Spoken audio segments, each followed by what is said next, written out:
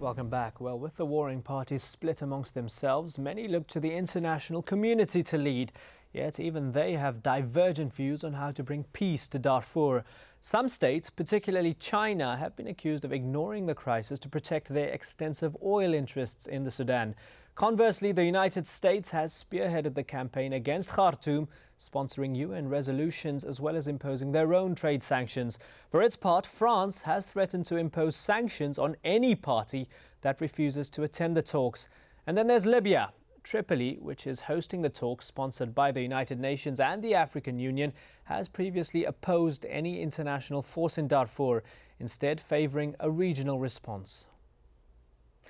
Muammar Gaddafi has cast further doubt, warning the international community can achieve little. African conflicts are tribal ones.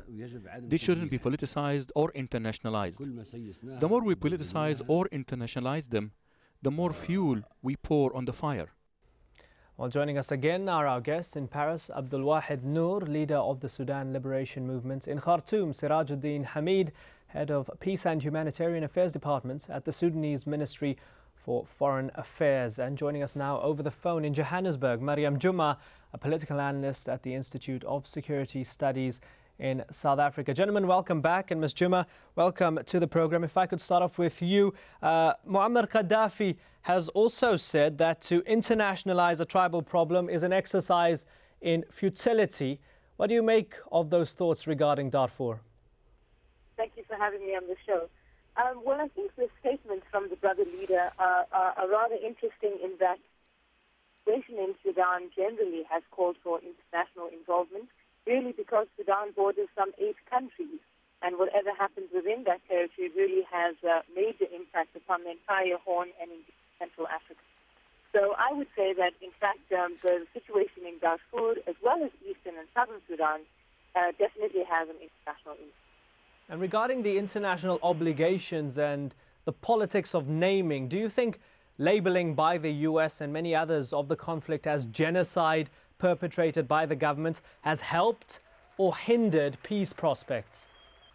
I think this question really has been raised now more and more when we look at what real impact has, for example, Save Darfur campaign really had in bringing the conflict to resolution. I would argue that the term genocide is perhaps not appropriate in the context of the multiplicity of causes that underlie the Darfur problem. It's not only a question of resources and access to pasturage, but it has much to do with the overall crisis of governance in Sudan that affects southern and eastern Sudan as well.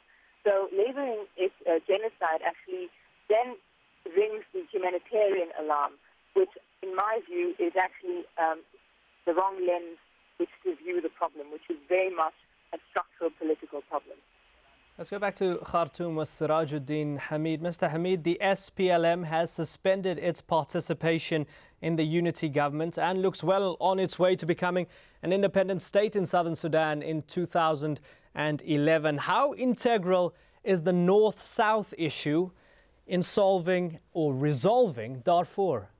Well, as far as the CPA is concerned, the implementation process is going very well, in spite of the views expressed by SPLM.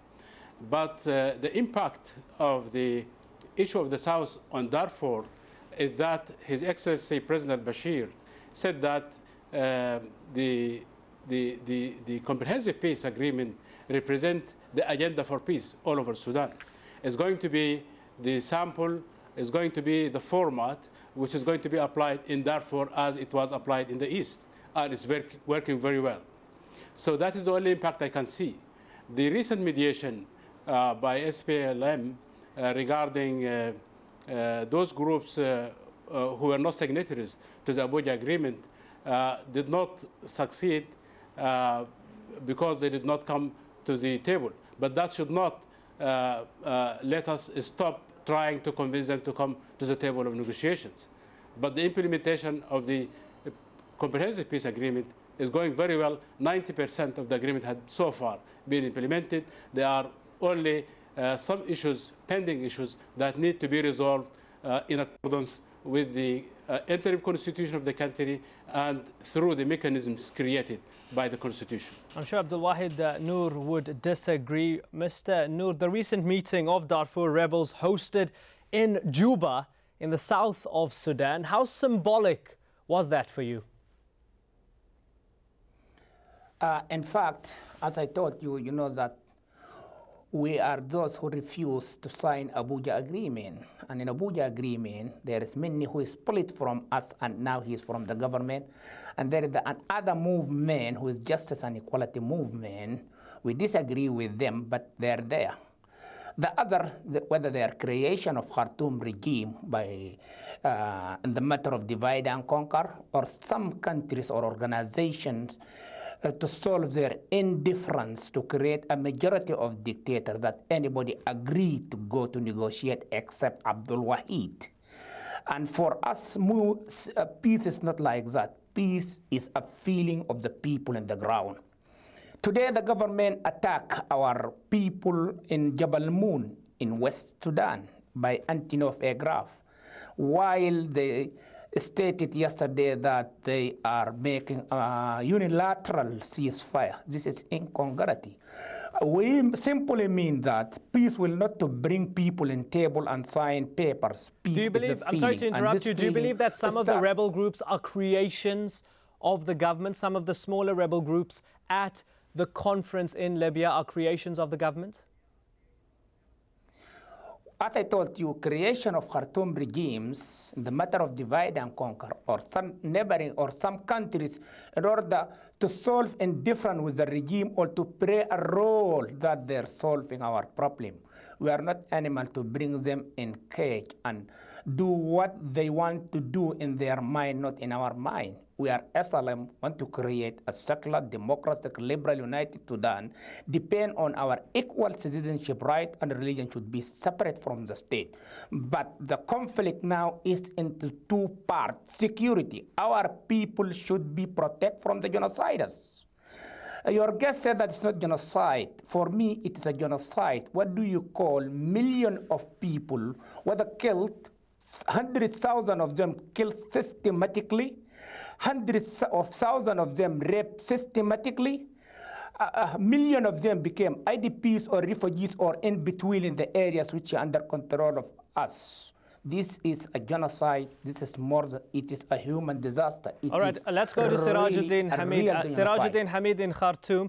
Paul Barker, former country director for humanitarian organization CARE, says, I'm going to quote him, talking about Abdul Wahid Noor. He says, Wahid seems to be holding out for unrealistic concessions by the government before he will be involved. He leads his people to believe that the international community is going to come in with armed forces and bring peace and justice. Do you agree? Well, I couldn't hear you very well, but I would assume that I understood your question. But before that, I should at least respond to what Abdul Wahid has said about genocide. We already passed this issue of genocide because it was not proven to be any in Darfur.